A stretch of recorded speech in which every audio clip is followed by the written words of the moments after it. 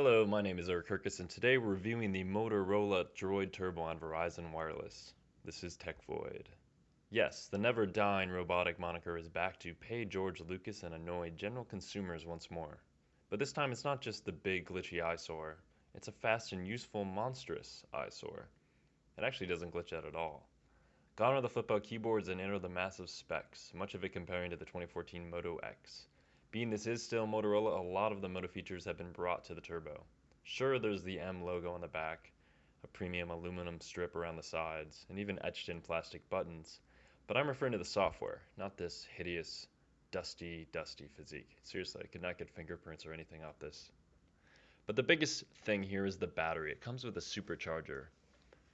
It can charge 8 hours of battery life in 15 minutes, and when we put it to the test, we got about exactly that.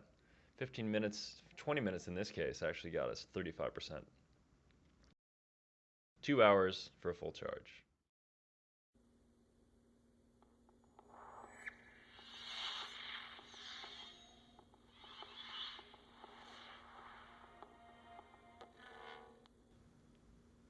It actually lasted about 2 to 3 days on standby. Not that you would ever use it for standby, but that's pretty amazing these days. The battery is a 3900 mAh. It's huge. It's also really heavy, which is one of the downfalls of this phone, depending who you are. As for the features embedded, Google Voice is baked in.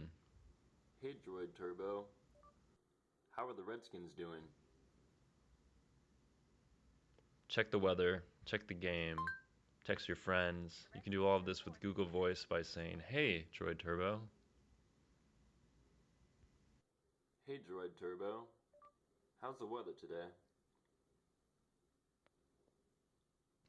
Now you might find this gimmicky, but if you've seen Amazon's new product, the Echo, coming soon, voice is being used a lot lately. There's also quick notifications, which is really exciting because I own the Moto X and it's my favorite tool.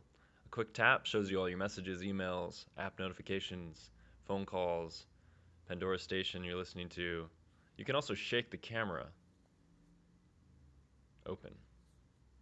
This is also Moto X, the original's main feature. Face detection is also here. It does not work that well, depending how, the same you look all the time. Stronger facial features will obviously stick out a little better.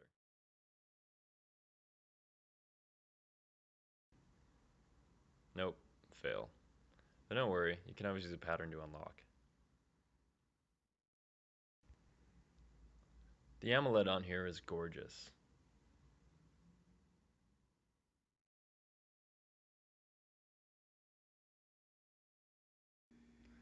My other favorite feature of this phone is kind of unique.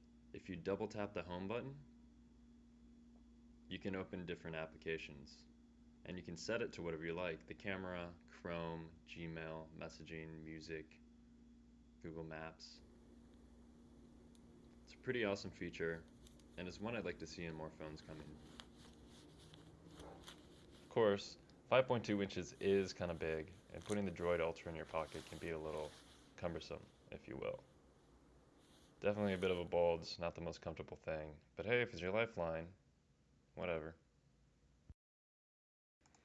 I'd be remiss if I did not mention the camera because it's 21 megapixels. That is huge. 5248 by 3936. That's bigger than you could probably print on a wall. Has autofocus and a dual LED flash. But my favorite part is honestly the software because it's the same as the Moto X, so it's very simple, very close to stock Android.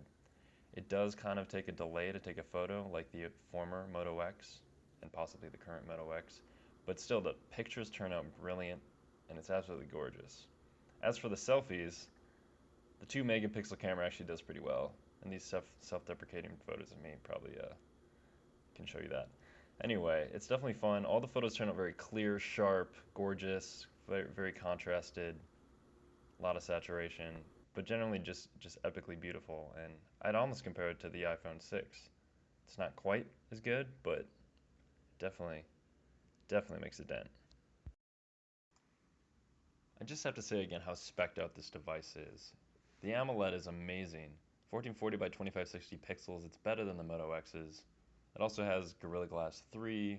It comes with 32 gigabytes of internal storage, or 64, and also 3 gigabytes of RAM, compared to the 2 gigabytes in the Moto X. It also has that giant 3900 milliamp battery, which is insane. CPU is a quad-core 2.7 GHz Crate 450, chipset Snapdragon 805. It has everything you need. But as said, it's ugly, it's heavy, it's not the most comfortable thing to carry.